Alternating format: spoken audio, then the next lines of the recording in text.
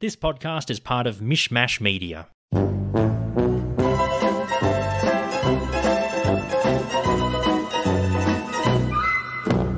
Hey, buddy. Hey, how's it going? Very good. Welcome to another episode of Curbcast. This is a podcast where we review every episode of Curb Your Enthusiasm in chronological order, scene by scene. My name is Ivan. And I'm Stephen. And this week, we are up to a pivotal episode in Season 6, Episode 7, The TiVo Guy. And basically, straight off the bat, Steve, Cheryl decides to leave Larry, like, first couple of scenes. I didn't realize it was so early in the piece that it happened. Yeah, it's not like a setup and then a payoff later on in the episode. It's just straight away. She's on a plane and Larry's hanging out with the titular TiVo guy. And it just happens. Kind of just, there's no build-up, there's no anticipation. It's just, she walks in and says, I'm leaving you. And then that's it. And that's it, yeah. And she meets her potential, well, it's implied later in the episode that it's like, you know, her new fling, Glenn, from the plane, the guy who sells the no-fly underwear. Yeah, her, I think she says her, a normal person who she has a soulful conversation with. Basically the anti-Larry.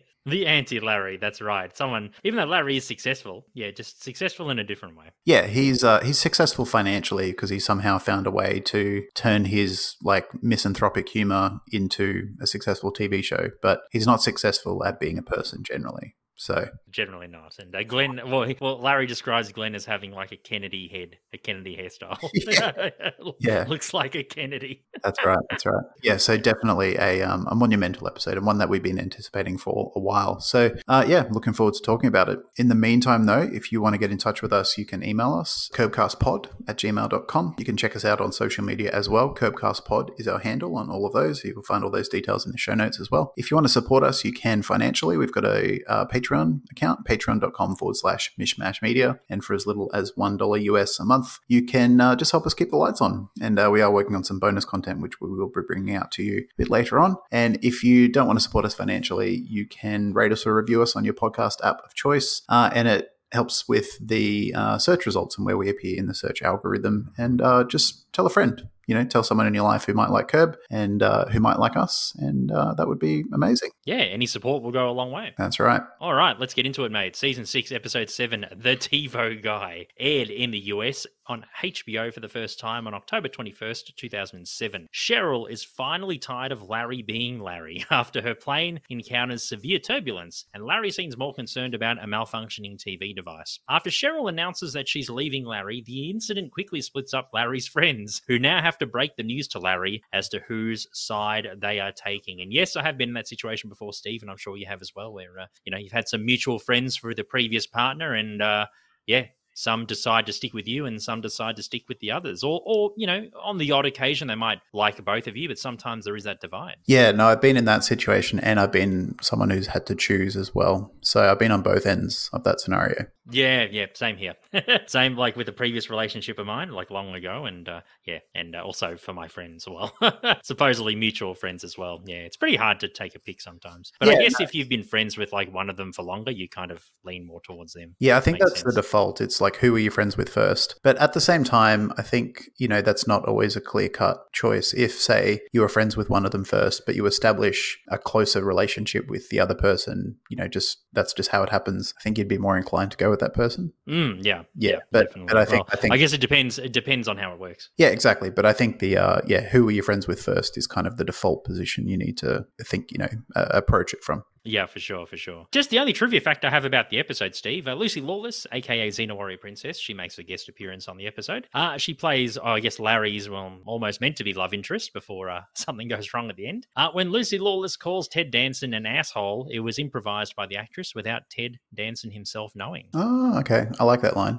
Yeah, he's like asshole. Such an asshole. Yeah, it made me think, and they'll probably never expand on it, but it made me think, I wonder what he did, or wonder what she, I wonder what their interaction was to make her think that he's an arsehole, because it was a very personal insult. It wasn't just like, I've heard he's a jerk. It's like like he's done something to her. Yeah, he's done something to her. Yeah, for sure. But yeah, no, it was good improv by Lucy Lawless. Yeah, she really, like, her character obviously hates fictional Ted. But yeah, with Lucy Lawless, yeah, she made a pretty funny appearance in that one, and it could have been, you know, Larry's rebound almost. Yeah, that would have been too easy though. You know, if the love of his life leaves him, and then the next day he's going out with Lucy Lawless and they get along, that would have been too. You know, it had to go wrong. It's Curb.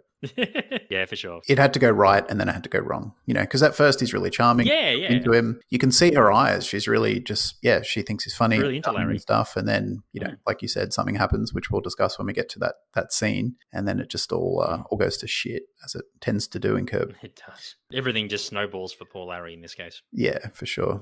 It's not really a piece of trivia, just something that I came across when I was just watching this episode. I was curious, is TiVo still around? Because I don't think TiVo was massive here. It existed, and, you know, it obviously had some customers here, but it wasn't, you know, like Foxtel, which is our sort of mainstream or standard, I think, only cable kind of, you know, subscription service for 25, 30 years now. TiVo wasn't like massive here, and I was wondering, does it still exist? And it does. So there you go. Yeah, there you go. Well, very good question, because actually I remember we spoke about this in last week's episode. I think we mentioned TiVo, and I do recall, like, yeah, you're right. TiVo didn't really like saturate Australian households at the time. I think it's more of like an American thing. Yeah. But I do remember, like, at like the, you know, Harvey Normans and Good Guys, you know, all those kind of retail shops at the time, there were like stands for TiVos. They had like their own like sections in the store as well. Yeah, they would have paid for some floor space there. But yeah, I think I remember like one person had TiVo, like, okay, you know, at the time, like maybe mid to late 2000s, but no, it wasn't really a big thing in Australia. I think we had more like, I think it was like recording DVDs. I think it was like DVD recorders. Yeah. I think that was like the thing. Yeah. Or like hard disk drive recordings. But yeah, no, yeah, TiVo wasn't really, I mean, there were some versions of, like, you know, competitors to TiVo, but yeah, you're right. TiVo didn't really have big market share in Australia. America, I think it actually dominated at a time. But yeah, Australia, no, I think you're right, not so much. Yeah, and that made me think, well, you know, is it even still around? Because it's, you know, technologically speaking, it's kind of redundant in a lot of ways, because it's like, well, why do I need to record something when I can just either download it or stream it anytime I want? But it still exists, so there you go.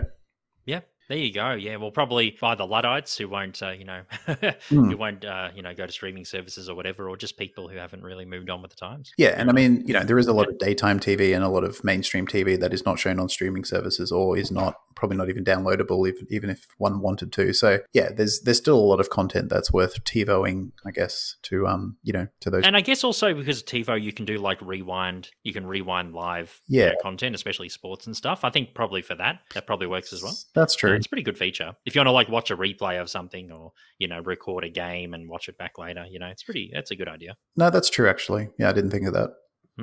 Yeah. Oh, well. But TiVo, yeah, you're right. 2022, even though it's probably a really small market, TiVo is still around. And fingers crossed your significant other, you know, who's at wit's end with you, isn't on a turbulent plane, and you call them for the TiVo warranty card, and, you know, they divorce you. So hopefully that doesn't happen to you. No, I don't think you can even call from planes these days, can you? I don't think they even have airphones. Oh, so, you know. I don't think so, no. No. So it'd probably be like Wi-Fi calls. Yeah, true. You know, if the planes have Wi-Fi. If I have a TiVo repairman, or, you know, any sort of technician out, I'll make sure that they take second priority to the phone call that comes through. Sounds good. All right, buddy, let's get into it, The TiVo Guy, scene 1. Larry is showing the TiVo Guy at his house his poor reception, and that he's missing his favourite TV shows like Lost. I love how TiVo Guy isn't listening to Larry at this point. He spoils the latest episode to Larry, and he asks why he didn't show up last week as he goes to have a look. So Larry's basically says to the TiVo Guy, I missed the last episode of Lost. And then TiVo Guy's like, oh yeah, I watched that episode. Larry's like, don't spoil it for me. Next sentence, he explains what happened. Yeah, just completely disregards. Like, doesn't listen. Yeah, completely disregards. He just doesn't listen. He's like, yeah, this will happen. And Larry's like, oh, come on. Spoiling a TV show as well is a pretty egregious offense. You know, people just do anything they can to avoid spoilers. So this guy is not just, you know, not listening to Larry. He also committed a great sin as well. He did. I know, spoilers are terrible, especially in the age of social media. Especially for a show like Lost. You know, I think that spoilers for shows like Lost are extra upsetting, because it was such a mysterious show. You know, it wasn't just like you couldn't anticipate what was going to happen because it was such a weird show. So I think spoilers, I don't know, if it was a spoiler for I don't know, Breaking Bad, that's not as bad as Lost, because Breaking Bad, you could kind of predict what was going to happen in a way. And also at the time of the episode, Lost was a new show. So Yeah. and it was weekly, so new episodes would air every week. So if someone watched it and you didn't watch it, at the time that it would aired, everyone knew what happened and you didn't. And then, people are talking about it and you're like, oh no, I haven't watched it yet. I'd recorded it on my TiVo. Exactly. I haven't watched it yet. Damn it. Different times. The scene cuts to Cheryl in a turbulent plane. The scene cuts back to Larry answering Cheryl's call. She's very distressed and she thinks that she may die because she's going through a big storm. Larry doesn't listen and he asks right away where the TiVo warranty card is, as the TiVo guy needs it. Cheryl is very distressed and she's about to say if something happens to her to go do something, but Larry interrupts her again to talk about the TiVo issue. God. So Larry just completely, he probably thinks, oh, Cheryl's fine. But Cheryl's, basically saying, I could die, any minute now, Larry. This is the last time you'll become a widower. But to Larry, it's like, oh, well, that's fine. Yeah. Totally like disregarding. Again, no listening comprehension skills, just like the TiVo guy. Yeah, just total selfishness. And I mean, to be, to slightly play devil's advocate, he does say to her when she turns up home, I think later that day or the next day, that he couldn't hear her. I think if he could hear her clearly and he could sense the distress, it probably would have, the scenario would have resulted, turned out differently. But at the same time, he did make an effort to try and hear her. Like he was just like, well, I can't hear you, so whatever. Yeah, whatever. But it was, possibly the last call together, if things didn't go well. Cheryl is even more distressed. Larry asks her to call back in 10 minutes as he's busy with the TiVo guy. Cheryl hangs up and is very upset. She holds the hand of the man next to her as they both look forward and fear for their lives. But luckily, I guess, because she's in the rest of the episode, I guess everything was fine. I'm guessing it was probably just like temporary turbulence. And Cheryl probably like went fight or flight and overreacted, thought she was going to die. And I think they would have just come out of it easily. Because, sometimes in planes, hey, you have severe turbulence and then you're fine. It was probably that situation, but it would have been pretty scary. Yeah, totally. I mean, I think the storm as well added probably extra fear. The storm, of course. Yes. Being up there, with nowhere else to go. Exactly, yeah. And, some people can't cope with those scenarios as well as others. I've been on plenty of flights with turbulence, but I never thought I was going to die. But I could understand why someone might think they were going to die or, something was going to go wrong. So everyone's got different thresholds for, I guess, anxiety or, dealing with that stress. Yeah, but obviously it was bad enough for Cheryl, who's usually pretty like cool under pressure. Nothing much seemed. The fact that she's been married to Larry for 12 years now. Yep, she's developed a pretty like thick skin and a pretty good ability to just like roll with it. So I imagine the turbulence was pretty bad to upset her that much. Yeah, well, but at least she's okay now. Yeah, true. But it would have been very scary. You would have probably had your life flashing before your eyes. Yeah, totally. Larry is watching TV as Cheryl arrives home. He's very happy to see her, but she's very unhappy to see him. He says that they've booked a dinner at Primo's, an Italian restaurant, tonight. Cheryl says straight away that she is leaving Larry as she cannot deal with him anymore. She said that she called drawing a potential plane crash, as Larry argues it was hard to get the TiVo guy out. So she said basically the potential plane crash was the last straw. And yeah, like you said before, he couldn't hear Cheryl and he was trying to, get the TiVo guy to help with the TiVo. So yeah, that's his defense. Cheryl says she's sick of all of it, aka what Larry has done over the years, which have accumulated to this point. Cheryl says that she realizes that, despite the fact that she'd been looking and, she disagreed with other people, Larry actually doesn't have a good side. He has no good side. And she spoke to the man next to her on the plane who gave her clarity on life and her marriage. And Larry interrogates her about the guy, especially how he invented underwear without a fly, which Larry doesn't like. He prefers flies with his underwear.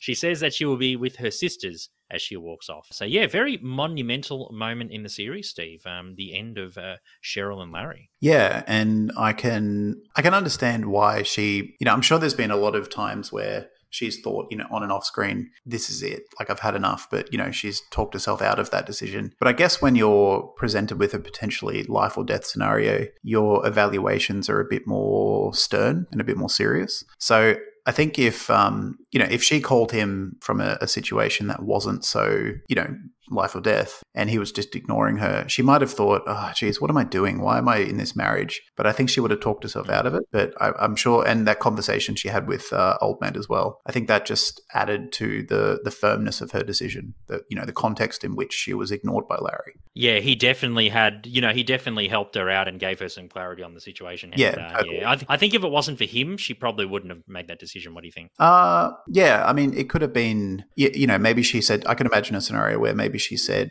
what happened, I can't believe my husband just hung up on me because he was fucking about with the TiVo guy, and like sort of saying to him, like, what do I do? Like, this has just gotten to a point where I don't know what to do. And maybe, I don't think he would have been like, you should leave him, but I think he would have just like helped her tease out her own thoughts and then come to a conclusion, like helped her as like a, just someone to bounce her thoughts and feelings off. He doesn't come across as someone who's like, yeah, you need to leave him. I think he just would have been more of a guide. No, that's very true. Yeah. I feel like probably, bouncing things off him probably opened up a lot of ideas that Cheryl probably had in her subconscious about, the concept of Larry not having a good side, like no good side, despite everyone else disagreeing with her. She was trying to find a good side to him and she thought she did, but turns out that he didn't, according to her. Yeah, I mean, we've it was the last straw pretty much. Totally. And like I said, the seriousness of the turbulence in the plane and, a fear of death makes those decisions more salient. It makes you realize, well, what am I doing? Like, there's less. It makes it more clear, I think. So I think that helped. And in the conversation, and it is pretty. What Larry did is pretty.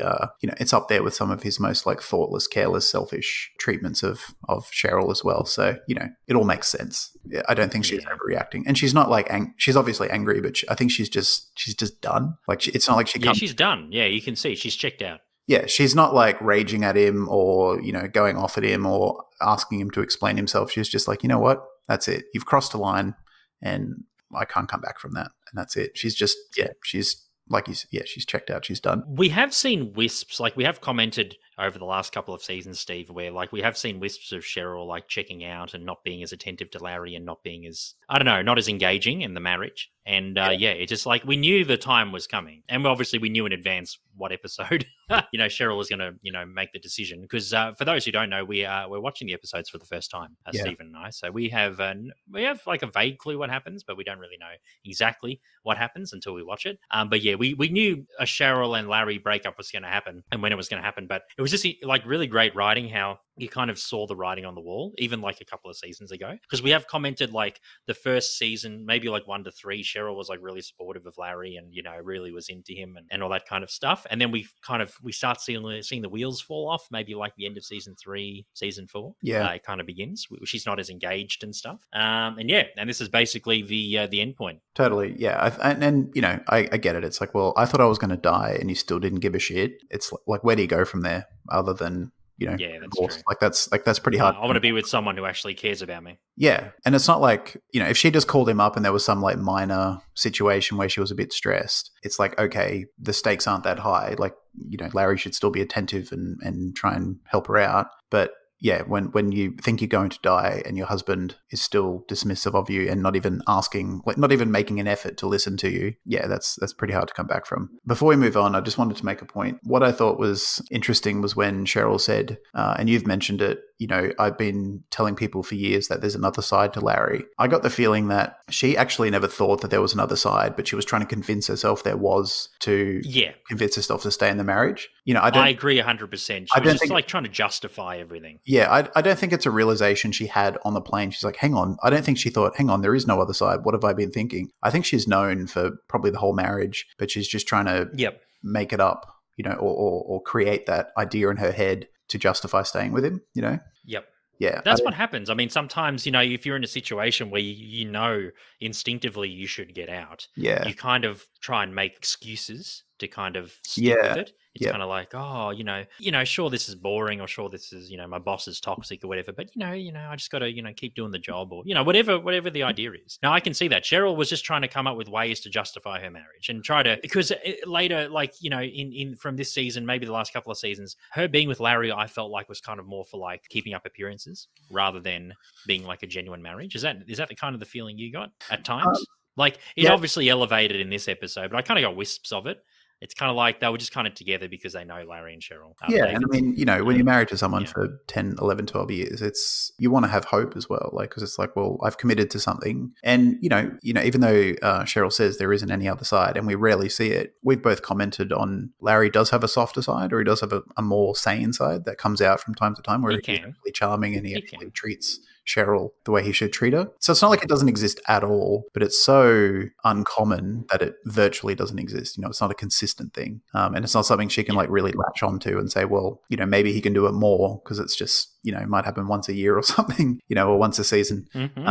Yeah. So, I think you're right. She was just trying to convince herself and trying to, justify. I don't think it was a sudden realization. Like I've been in a scenario where, I think things are fine in a relationship and then something happens. Like, they might say something or it might just be a bolt of lightning. And all of a sudden you're like, hang on, like this is not how I thought it was at all. You had no idea before that sudden realization. Whereas I don't think it was a sudden realization for Cheryl. I think it was more of a finally admitting to herself. Trying to justify. Which is, she's finally admitting to herself, not realizing, but admitting to herself that, what she's known instinctively or privately for years and years and years. I don't think it was a bolt of lightning that made her go, oh, hang on, like, well, a metaphoric bolt of lightning, not a turbulent bolt of lightning. Yeah. I don't think it was a case of like, oh my God, like, I've completely misread my own marriage. I think it was just, what?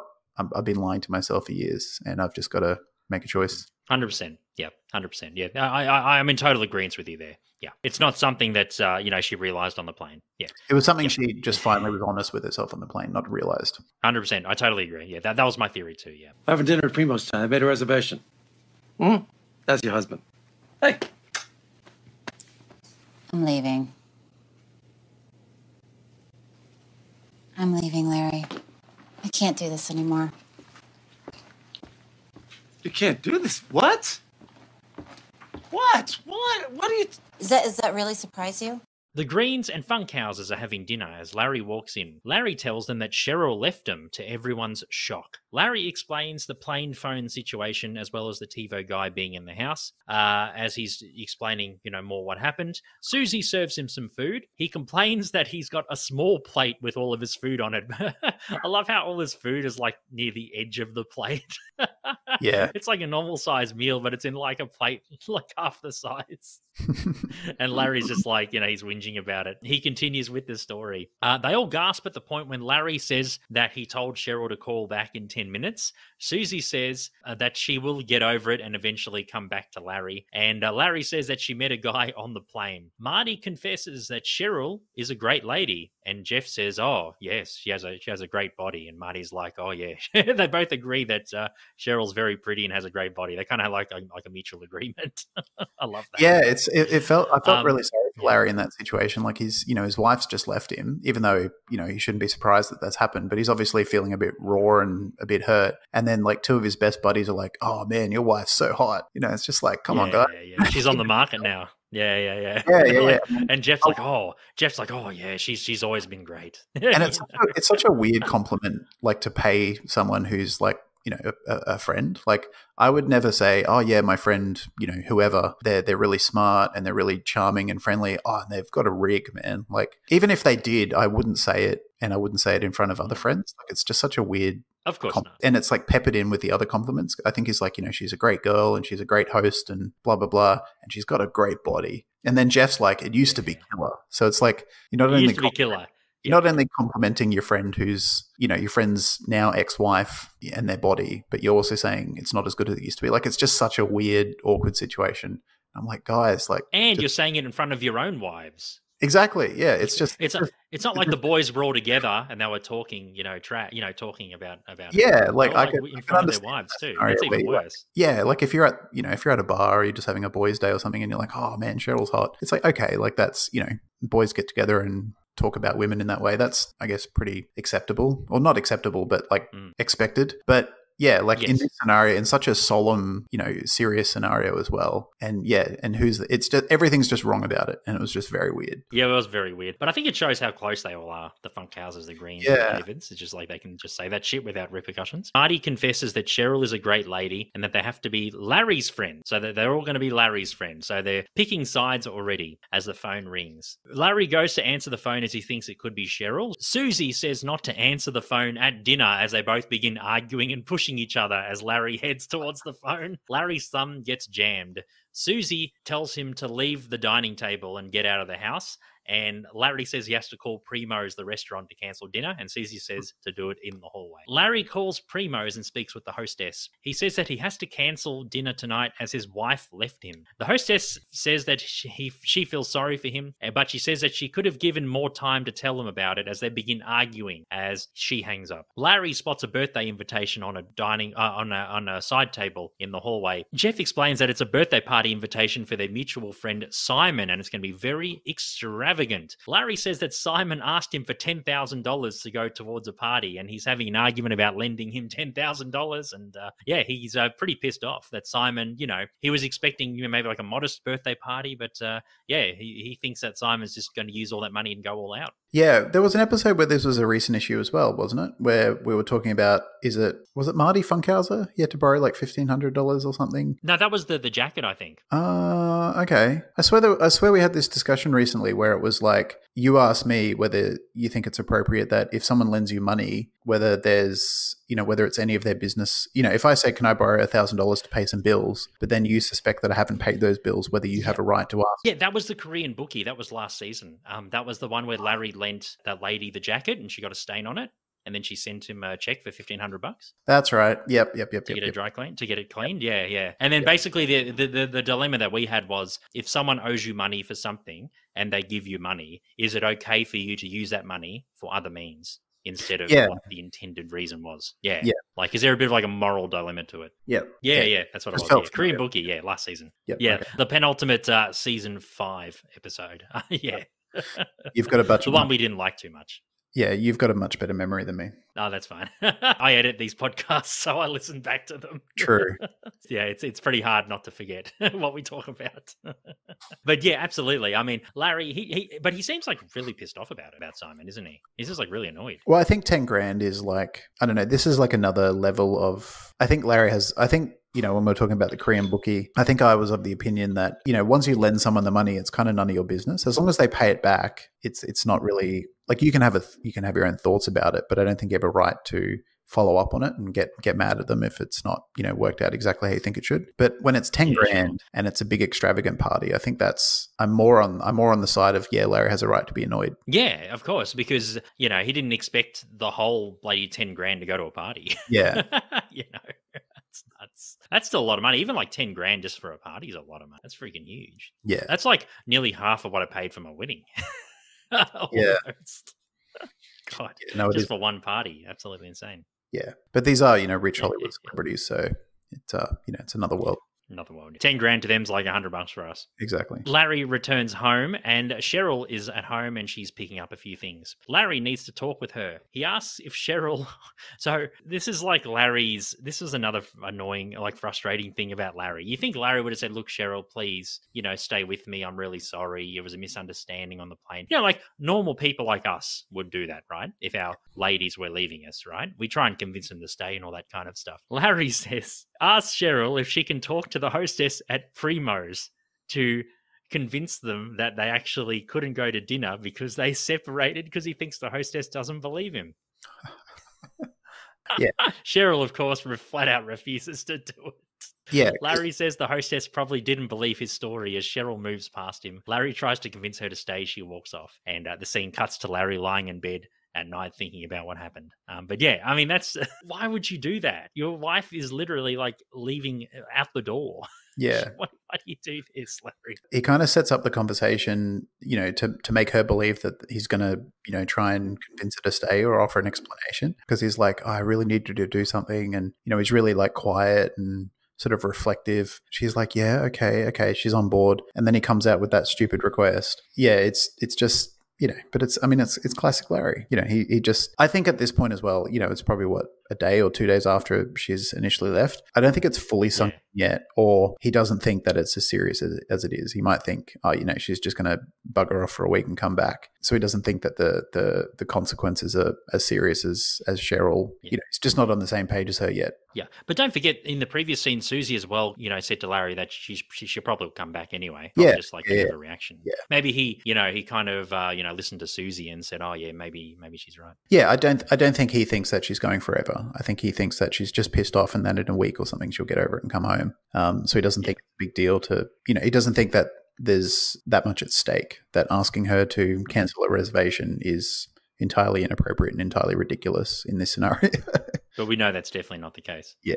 The next day, Simon is at Larry's door. Larry says he can't believe that he's going to be having a birthday party at Maxwell's. I'm guessing Maxwell's is like a high-end bar sort of thing. Yeah. With all the trimmings. He can't believe it. He reminds Simon of the $10,000 that he loaned. Simon says he was using the money for something else. There you go. So, that again, our moral dilemma comes up again.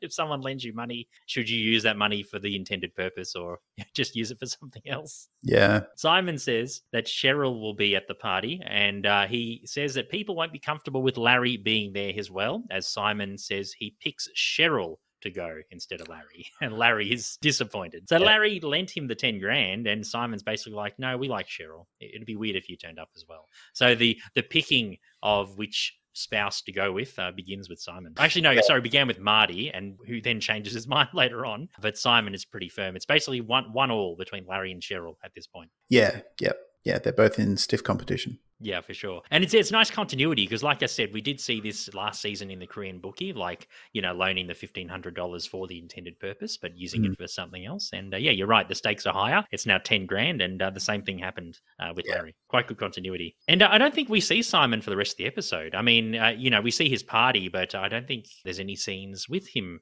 in the party. So this is the last time we see him. Yeah, no, just this one time. Just a quick scene, yeah, for sure. He's the guy that was in he wasn't in the Drew Carey show, this actor.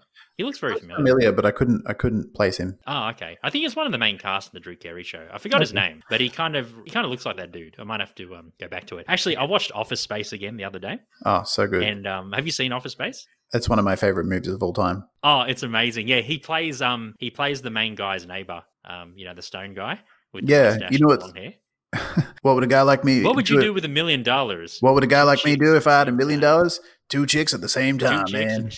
2 chicks at the same time. Yeah.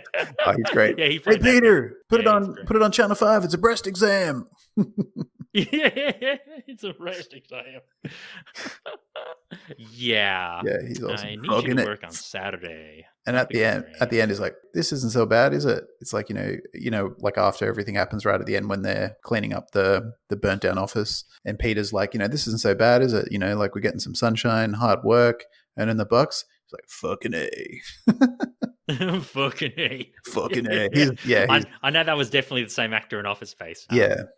I could talk about Office Space. That was such a good movie, yeah. Oh, it's so good. I watched it again the other day. I love like the opening scene where or not the opening, but Michael Bolton, he's like singing the rap music in the car. And he's got a like full blast, and like an African American guy walks past when he turns it down, and then he turns it back up. Yeah, as the guy walks past, yeah. Milton, Michael Bolton. I think my favorite character is Milton, though. Milton, yeah, he's incredible. Yeah, he just gets like transferred to like other parts of the building, and he gets to like the basement. That's like his final destination. Yeah, and even says, Lumberg comes down. Is like, all right, Milton, if you could go ahead and like take some cans of pesticide and like take care of the roach problem down here. And he turns the light off on him as he walks out, and Milton's just like, that's right. You just hear him just in the dark, and he just goes, "That's Celestro. That's Celestro." He's finally cracked. He's cracked. He didn't get a slice of birthday cake as well. I love that scene. Like his eyes darting around as the cake's being distributed. He's like, he's counting the cake pieces and the amount of people, and he knows that he's going to get shorted on the cake. Oh man, I could talk about Office Space for hours. I fucking love that movie. Oh, we should have a chat off air one time about it. Yeah, have a good talk. Nice. That actor, like I said, possibly in the Drew Carey show. Correct me if I'm wrong, gang. You can send us an email if I'm wrong. Or go on socials. But yeah, definitely in Office Space. 2 chicks at the same time. 2 chicks at the same time. Fucking A. Fucking A. Larry and Jeff walk into the dry cleaners, and Larry explains the Simon situation to him. He spots a Xena warrior princess picture, which is framed on the wall. He turns around and accidentally knocks it off the wall, and the frame breaks. The dry cleaner gets upset, and he asks how he will get another picture. Jeff says he will talk to Lucy Lawless, the actress who plays Xena, talk to her agent, and try and get it sorted.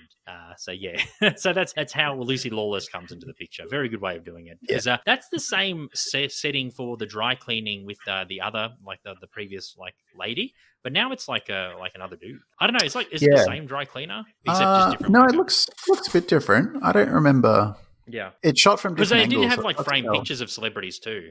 Unless they just reuse the same setting. I don't know. Yeah, I think they would have just reused the same set maybe, and it's just a different dry cleaner. Yeah, okay. Yeah, cool. Because I was like, that looks really familiar. That looks like because Larry and the dry cleaner, city dry cleaner. Larry and this dry cleaner seem to have a long-term relationship as well. Yeah, true. Yeah, they've known each other for a while, yeah. But obviously he gets very upset. He must, maybe the dry cleaner also loved Xena Warrior Princess as well. Yeah, I think he's just protective of his pictures. Indeed, yeah. I'd be upset too. I used to love Xena Warrior Princess when I was young. Yeah, same. Great show for the time. Just enjoyable, campy, schlock. But it was fun. Just dumb fun. Dumb fun, yeah, exactly. I loved how, like in Australia, I'm sure it was the same everywhere else, but you'd have like Hercules at 7:30 and then 8:30 Xena Warrior. Oh no, I think it was Hercules maybe 6:30 and then Xena at 7:30. Perfect. Yep. That was like my Saturday night when I was like 8. Just watching those on Channel 10. The old days. For sure. They did like a back-to-back.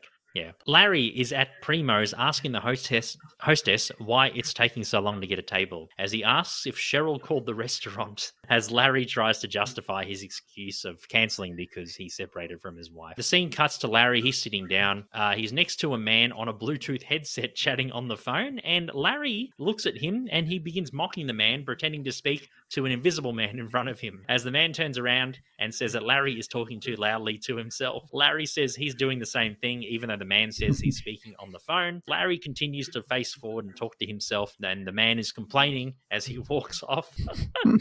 Larry, I love how Larry just hates like Bluetooth headsets. He's just like looking forward and just talking to himself just to piss off that dude. But Bluetooth headsets, I mean, that was such a 2000s thing, wasn't it? Yeah, it was definitely it was like the peak of phone technology back in the day. Yeah, and the man's just getting like really frustrated. But yeah, Larry's just being like an absolute prick to him. It's funny. Yeah, I mean, I think he's just a bit pissed off at everything, and he's just being extra cunty. Very cunty. Marty and Jodie Funkhauser, Marty's daughter, go up to Larry. And in a turn of face, Marty says that they're going to be Cheryl's friend instead of his now. They're going to be Cheryl's friends. The Funkhausers have decided to go with Cheryl. Yeah. Do you think it's just Marty? Marty, like, does these things to piss off Larry. Do you think maybe Marty decided, had a change of heart and decided to do it? Or maybe he saw that Larry was pissing off that dude and then Marty's like, that's it, I'm changing friends because you're such a dick to that. No, I think it was a decision made before this scene for sure. I think maybe initially Marty felt sorry for Larry like in the moment when he was over at Marty's house. But then after thinking about it, thought, you know what? I actually like Cheryl more. And then changed his mind. Changed his mind. Yeah, I love how he's just so blunt about it. Like, we're going to be Cheryl's, the Funkhouses are now going to be Cheryl's friend. Yeah, it's a pretty big betrayal. But if I were Marty, I'd probably make the same decision. Yeah, I probably would too. But I thought maybe because, Marty was at the restaurant and he saw Larry, piss off the dude. Maybe he was like, he had a change of heart. I mean, that probably would have contributed somewhat, but I think you're right. I think it was a premeditated decision. Yeah, it didn't seem like it was in the moment. No, definitely not. Cheryl's sister Becky answers the door, and it's Larry who asks where Cheryl is. He spots Elena, their housekeeper. Elena says that she chose Cheryl over Larry to do cleaning for. Cheryl walks in with the man from the plane. He is introduced as Glenn. Larry asks him about the no-fly underwear business and how that's going, and Glenn says that, most men, go over the fence, but some like to go straight through the fence. If you can understand the analogy for underwear when men go to the bathroom. Cheryl asks Larry to leave as Larry offers a mint, a tissue, and a pen to Cheryl, and Glenn says he already has his own. So I love how Larry at first offers a mint, and Glenn's like, no, I've got it. And then he's like, what about a tissue? I've got it. And a pen? I've got it. So good. So yeah, Glenn, Cheryl's obviously, already moved on to Glenn so early in the piece. Yeah, I think he's just, they bonded pretty quickly in the plane. Yeah, definitely. I feel like it's more of like an emotional bond at this point, but then eventually it'll go physical. Yeah, I don't think you would have been a long-term, partner. I think it was more just you're the anti-Larry and we went through an intense experience and you're like a distraction, because Cheryl, although she's pretty confident in her decision to leave Larry, I'm sure it's hard for her as well. So, he would be a nice distraction. Of course. Very nice distraction. But yeah, no, we do see a difference. We do see Glenn, he's a successful businessman, with the underwear and stuff. And totally different to Larry, even though Larry's probably worth way more than him. Glenn's got he's got the no-fly underwear business down. And, he sees a market for men and he's profited from it very well, much to Larry's chagrin with the underwear. Yeah, Larry's just trying to discredit him and say that they're no good and he's a loser and blah, blah, blah. But, he's obviously very bitter. Very bitter, yeah. And very jealous, of course, and upset, which is totally understandable in this situation. The next day, Jeff and Larry are at lunch. Larry is mocking Glenn. Jeff receives a call with Lucy Lawless's phone number as he hangs up and says that they'll get the photo issue sorted. He looks at his water glass and he asks which water Larry drank out of. Larry says he sipped one of them, but he doesn't remember which one it was. They turn to the waiter to ask for more water. So Larry and Jeff don't want to share germs. So they're just like, let's just get some fresh water. It's a pretty short scene, basically to set up, it's been a setup with Larry, knocking over Lucy Lawless's photo, and now Jeff has contacted Lucy's agent to get her phone number, and we get the establishing setting for Lucy to come into the picture, so to speak. Yeah, no, and like you said, I like the way they do it. Yeah. It's good. And with the water at the end, it's very, very Curb, isn't it? Very small, small part of, their day. And that's basically almost the main focus of at least the second half of the scene. Yeah, totally. Lucy and Larry are at the dry cleaners as she is signing a new picture for the dry cleaner. He is very happy as they walk out. Larry thanks Lucy for what she did as they begin chit-chatting, and they seem to be getting along very well. Larry asks Lucy out for dinner at Primo's, and she says she's never been there before, and she accepts. Ted Danson is heading towards them on the street, and Lucy says that Ted is an asshole to Larry as Ted greets him. They say hello for a little bit. Lucy walks off. Larry tells him that they're going for dinner, and Ted's like, oh, that's very interesting. Larry asks Ted why he wasn't invited to Ted's fundraiser. He tries making an excuse, but he eventually admits that he picked Cheryl over Larry, and yeah, I could imagine he definitely would, because Ted we have seen Ted and Cheryl flirt in previous episodes as well. So I can see why he'd pick Cheryl over Larry. Makes sense. Yeah, he's always had a crush on her, and there's always been tension between him and Larry. So yeah, unsurprising. Back at home, the Black family are playing a game as Larry walks in all dressed up, and they compliment him. He's ready for his date with Lucy. They're surprised when he says that he is going to dinner with the Xena warrior princess. They all get very, very excited. Larry makes his way down the stairs. He turns around as he takes a couple of steps, and he strains his groin. Well, we think he strains his groin, but we find out in the next scene what happens. The scene cuts to Larry at the emergency wing in the hospital with his doctor and Leon by his side. The doctor says his testicle got caught in the fly of his underwear when he turned around. And it twisted his testicle. The doctor recommends no fly underwear, as Larry says he refuses to wear it. I love that. It's a very Curb, very Seinfeld kind of thing. Where you kind of bring up, in this situation, the no fly underwear. It's brought up to be like a solution to something. That's great. Leon says that Larry has long balls and then he needs to wear the no-fly underwear. The doctor says that Larry asks, does he have long balls? And the doctor says that, yes, they do indeed descend more than others that he's seen before. The doctor also says that he can't have any sexual activity for a week. So we find out Larry has longer balls than usual. Yeah, the doctor says that they are, I think, slightly more distended than normal testicles. Yeah, just slightly more descended than others, yeah. And then Leon, in his much more colourful way, says, you got long-ass balls. Man. You got long-ass balls, Larry. Long ball Larry. Yeah, he just basically says it. Yeah, long ball Larry. That's a new name. No, Leon's really getting in on the action, isn't he? Yeah. And then I love how Larry's like, oh, I've got long balls, like he's just getting his head around it. And then Leon just goes, yeah, long balls, change your drawers. Long balls, change your drawers. No fly underwear. That's the way to go. Yeah. I assume, Leon drove Larry to the hospital, which makes sense. But Yeah. but Leon's really having a great time with it. You got long ass balls, Larry. Long ball Larry. That's a new name. Long ass balls. Long ass balls, Larry. So good. No fly zone? Is that what you're telling me? No fly zone. That's a popular brand. I'm not wearing that underwear. Okay? You got to do it, man. You got long balls, Larry. Long balls. You got long ass balls. I've got long balls? Doctor, you seen his balls, right? Would you say my balls were unusually long? They're a bit more distended than the average testicles. You got Yes. long ass balls, Larry. Long ball Larry. That's your new name. I've got long balls. Who the hell knew? Long balls. Change the drawers. Okay, fine. At Primo's, Larry and Lucy are having a drink and waiting for their table. Lucy says Larry is exotic because he is Jewish, which surprises Larry. And she says, we don't have many Jewish people where I come from. Because for those who don't know, Lucy Lawless is from New Zealand. So Yeah.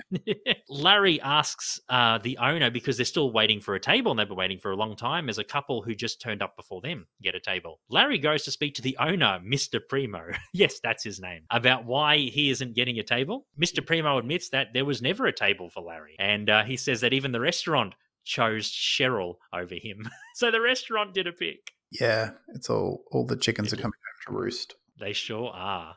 6 seasons in the making. And this is what it is. Yep. They're both outside. Lucy is frustrated as she couldn't have dinner, of course. Larry apologizes to Lucy about what happened. He offers her mints, and she says no. And a tissue. She says no as well. Lucy invites Larry back to her place. As Larry tells him about his testicle problem, that he can't have sex for a week, Lucy gets mad and says it was only going to be for dinner as she walks off. So she meant for Larry to come over more just, to be not sexual, but kind of just to hang out and, maybe order some food in or, maybe do something to make up for the evening that they had. But Larry basically thought that Lucy said that, they should have sex. And Larry basically, said straight out about his testicle and he can't have sex. And that offended Lucy. Yeah, and look, Lucy may well have wanted to have sex or thought that maybe sex will happen. But for Larry to just assume it before dinner, that's, I don't think sex was off the cards entirely. It's just that Larry assumed that was the only option. Yeah. And it's kind of one of those things where you don't just say, oh, yeah, we're going to go back to your place and have sex, right? You don't you don't say that. It's kind of, you know what I mean? You kind of use signals and stuff. Yeah, the potential for sex is kind of implied by saying, come back to my house. Obviously it depends on how the rest of the night goes and how we feel and blah, blah, blah. But yeah, you don't just say, oh, sorry, I can't have sex when sex. If Lucy said, let's go back to my place and have sex, then Larry is fine by saying, well, I can't because of the doctors and their advice. I think you're right. I think Lucy kind of the potential for sex was there, but Larry just kind of spoiled it by just explaining his situation. And then Lucy got frustrated. Yeah. Fair enough too.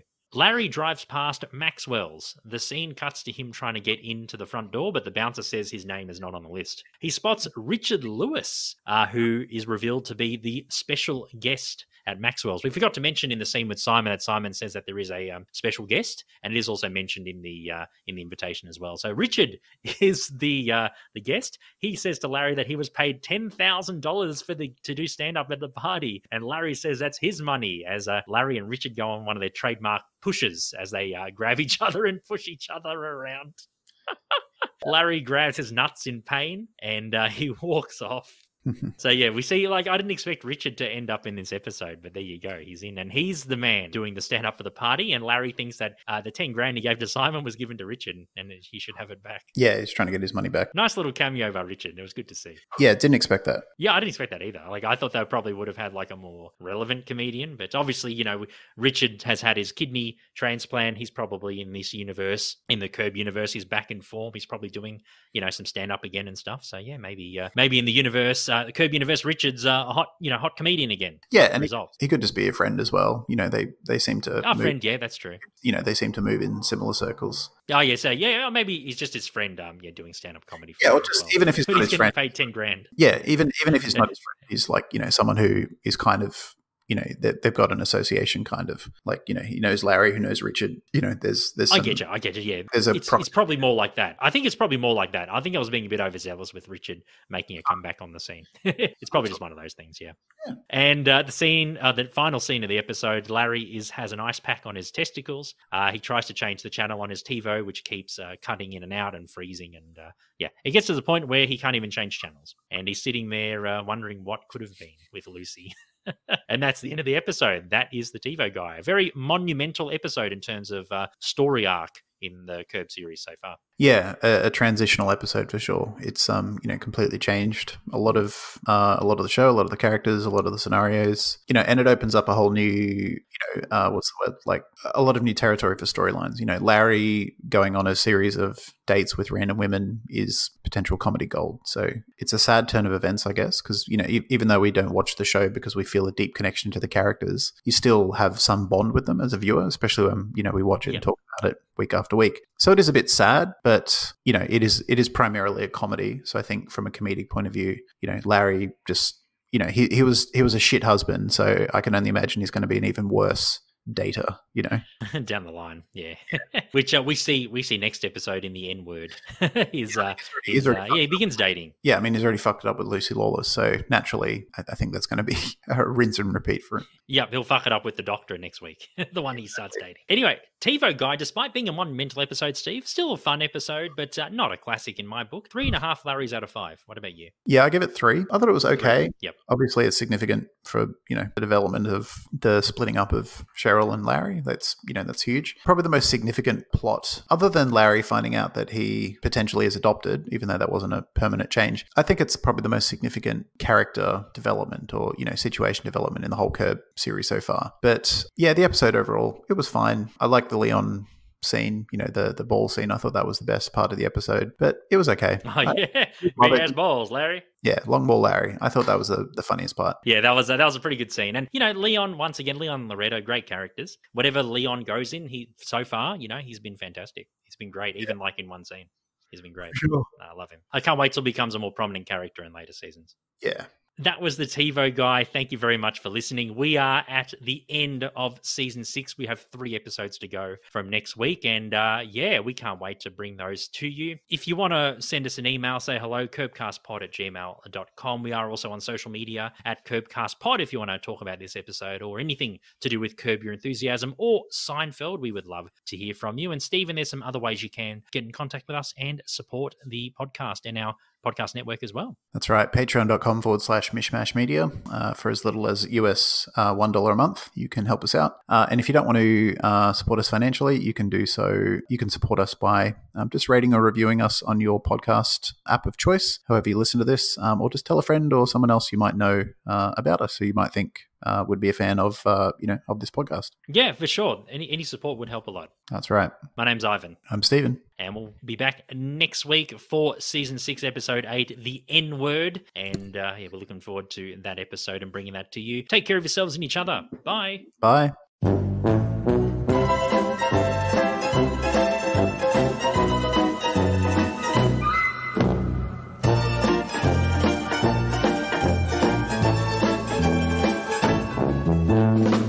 Thanks for listening. This podcast is part of Mishmash Media, an independent podcast network. Follow us on social media at Mishmash Media AU or support us on Patreon. All those links are in the show notes.